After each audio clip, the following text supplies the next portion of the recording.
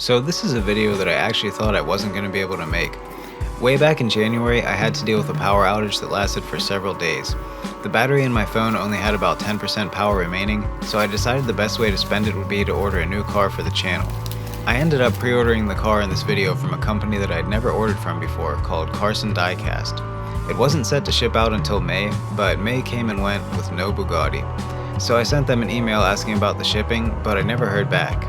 A few days ago, however, out of nowhere, I received a shipping notification from Karson Diecast, and I'm happy to say that I finally received the Bugatti Centodieci, made by minigt, which is a first for the channel, with all the previous videos focusing on cars in the Tomica Limited Vintage Collection. I'll touch on this a little more at the end of the video, but first of all, I want to talk about the name of this car. Centodieci is Italian for 110, which is to commemorate the 110th anniversary of Bugatti. And given that Bugatti typically releases their cars in smaller runs, you might expect them to have committed to making 110 of these, but the actual number is much smaller at just 10 units, excluding the pre-production and test models, with an insanely high price tag of 8 million euros, which converts to roughly the same price in US dollars at the current exchange rate. The Centodieci goes from 0 to 62 miles per hour in 2.4 seconds, and the top speed of the car is electronically limited at 240 miles per hour. It has nearly 1600 horsepower with an 8-liter quad turbocharged W16 engine, which has been used by Bugatti since 2005 in such cars as the Bugatti Veyron and Chiron. The most powerful version of this engine is in the 2021 Bugatti Bolide, which generates over 1800 horsepower. In that same year, Bugatti announced that it would be retiring the W16 engine, which means that the Centodieci might be the last car that uses it. If you're a Bugatti enthusiast, you probably already know that this car is a throwback tribute to the EB110 from 1991, bringing back the 5 air intakes behind the windows and having a similar looking but more stylized radiator grille. You can also see that the taillights on the Centodieci resemble the rear vents on the EB110, and the style of the spoiler is similar as well. Something else I found really interesting about the Centodieci is that the design was completed in a record 6 months with the use of virtual reality technology. It normally takes years to fully complete the design of a car, let alone a multi-million-dollar supercar. According to Bugatti designer Frank Hale, working in VR helps designers answer questions 2 dimensions can't. How do the reflections run? How does the proportion feel when you're standing next to it?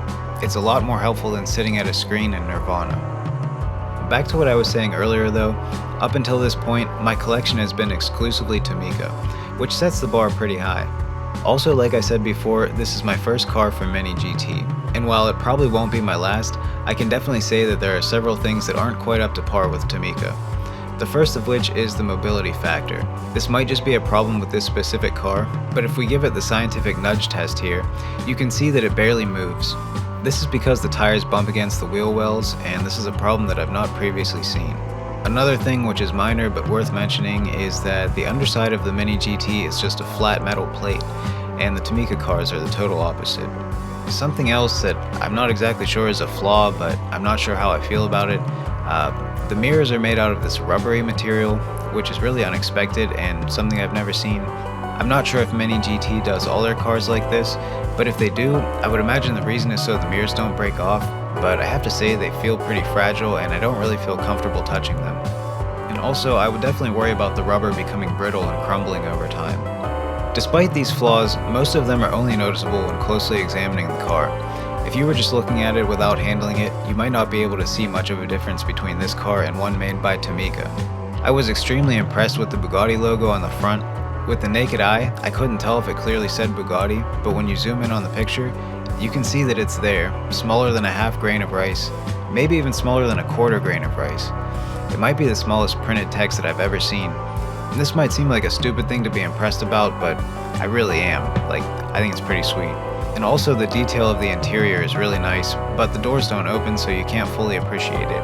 Anyways, thanks for watching, and definitely subscribe if you feel like it. I'll see you in the next one.